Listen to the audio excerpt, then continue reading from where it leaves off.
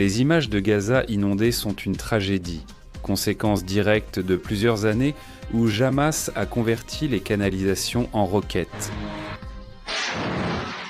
Pendant que cela se passe ici à côté, en Iran, ils célèbrent enfin l'arrivée de la pluie, jusqu'à ce qu'ils découvrent que l'eau arrive aussi pour révéler l'effondrement total du régime. Et quand elle arrive, parfois elle arrive très fort. Salutations, je suis Arié. Ce qui se passe à Gaza et en Iran raconte une histoire masm. Cette arsikéméton est une histoire bien plus profonde. Lorsque les dirigeants privilégièrent la guerre, la propagande et le pouvoir, la nature finit toujours par présenter la facture. Et le prix est payé, comme toujours, par les civils.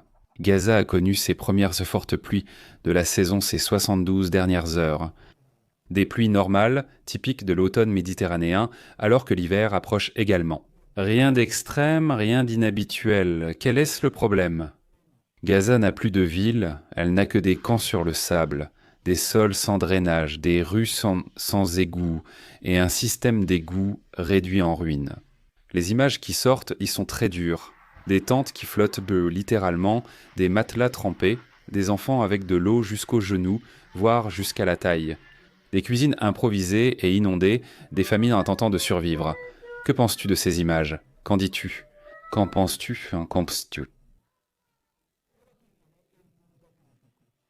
D'aujourd'hui, cette journée. Le jeu hardcore, le je sais. Le pas hardcore, le je sais, pas le sais. Pas je sais, le je le...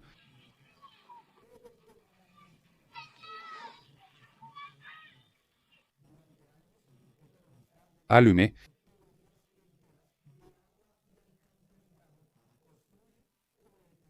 D'Israël, il l'a montré plusieurs fois, des restes de projectiles littéralement fabriqués avec des tuyaux arrachés du système d'eau.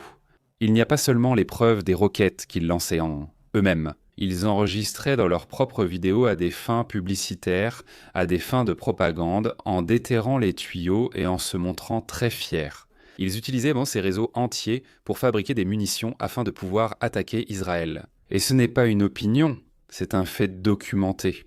Si l'on transforme des tuyaux d'eau en roquettes, que l'on transforme du ciment en tunnels et que l'on transforme des quartiers entiers en bases militaires, que pensez-vous qu'il va se passer quand l'hiver arrivera ? Exactement. Il n'y aura pas de canalisation, il n'y a pas d'infrastructure, évidemment il ne reste plus rien. C'est le genre de choses qu'ils n'ont pas prises en compte lorsqu'ils ont décidé de commencer cette guerre de 2 ans contre Israël. Et le suivant, le civil gazaoui. Celui qui ne décide de rien, celui qui veut juste vivre, finit par dormir sur une flaque d'eau mélangée à des eaux usées parce que beaucoup de latrines sont aussi détruites. Gaza est aujourd'hui inondée par la pluie, mais aussi par des décennies de décisions qui n'ont jamais pris en compte la population. Seulement à la prochaine guerre et à leur objectif qu'ils ont toujours eu, détruire Israël peu importe le prix, démanteler Israël. Toutes les canalisations de la moitié de la maison. La nature ne comprend pas la propagande, la pluie tombe de la même façon.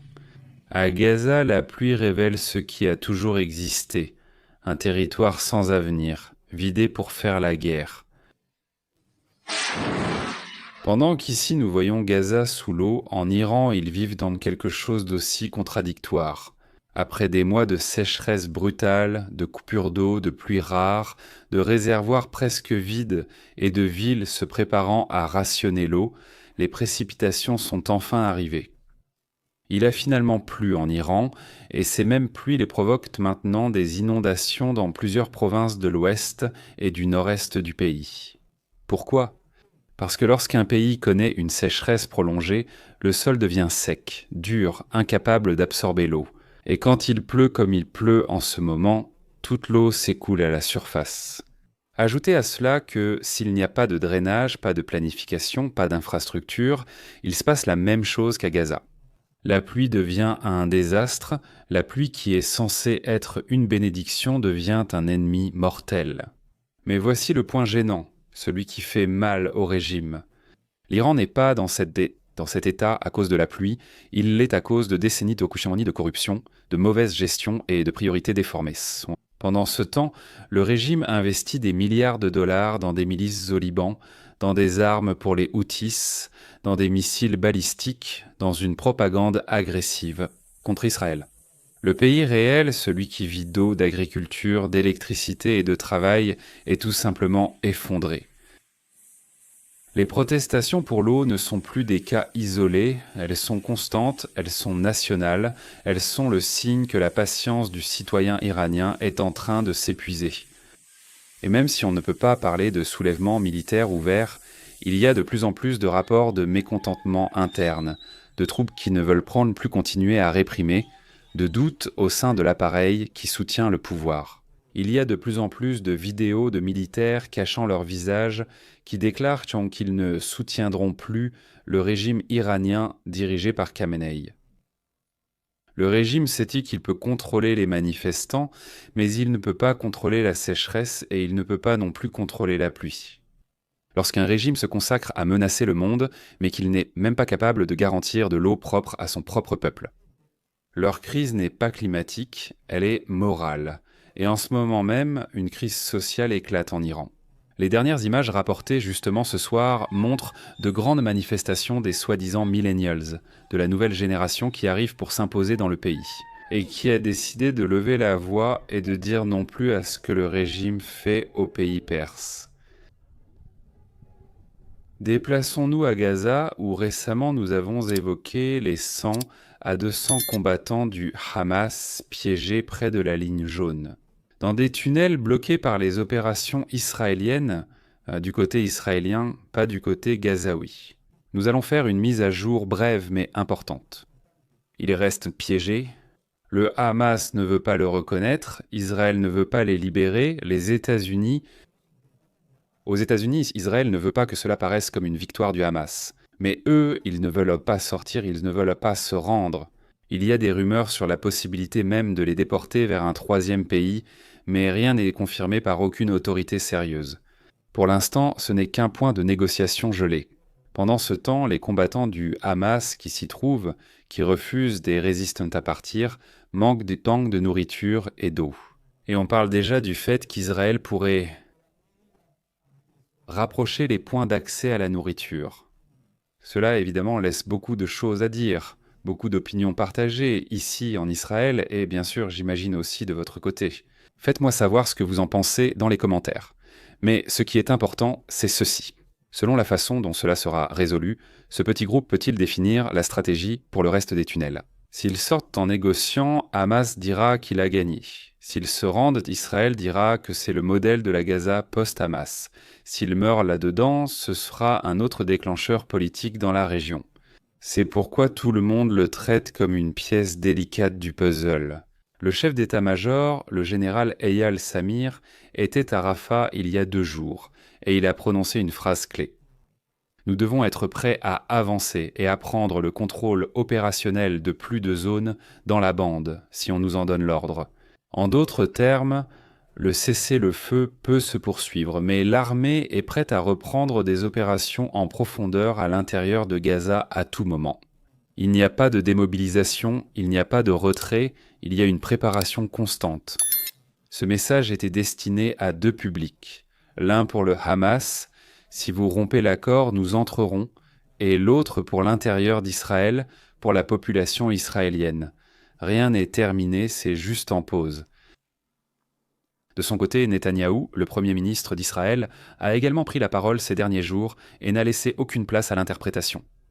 Il a déclaré qu'il n'y aura pas d'État palestinien à l'ouest du Jourdain, en faisant référence à la Judée et la Samarie, ce que la plupart des gens connaissent sous le nom de Cisjordanie, où en ce moment même de nombreux affrontements ont lieu entre les célèbres colons. Une faction d'Israéliens ultranationalistes qui revendiquent leur droit de vivre sur la terre de leurs ancêtres ont attaqué ces derniers jours, détruisant les récoltes et tuant les animaux des Arabes qui vivent là-bas. Netanyahou a également évoqué Gaza et a déclaré qu'elle serait complètement démilitarisée, avec ou sans accord, et que le Hamas ne gouvernera plus jamais Gaza. Ces déclarations correspondent exactement à la préparation militaire évoquée précédemment. La trêve ne change pas la vision stratégique du gouvernement. Le message ici est clair tant à l'extérieur qu'à l'intérieur. Israël n'accepte pas un retour au statu quo d'avant le 7 octobre, et si la diplomatie n'aboutit pas à cet objectif, l'armée est prête à agir. Vous me regardez? Si ce type d'analyse directe, sans filtre, et depuis ici même, depuis Israël, vous apporte de la clarté, n'oubliez pas de vous abonner. Et si vous souhaitez avoir accès au groupe privé d'actualité sur WhatsApp, où je partage des vidéos et des informations tous les jours, sachez que les abonnements à la chaîne sont activés et vous permettent d'accéder à cette vidéo. Alors, Gaza est inondé, l'Iran aussi. Deux endroits avec des dirigeants qui investissent depuis des décennies dans la guerre, pas dans la vie.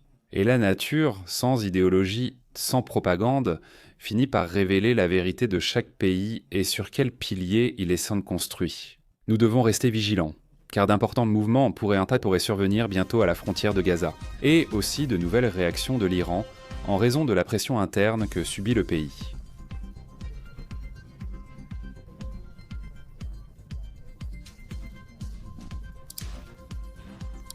Merci d'être ici, à bientôt.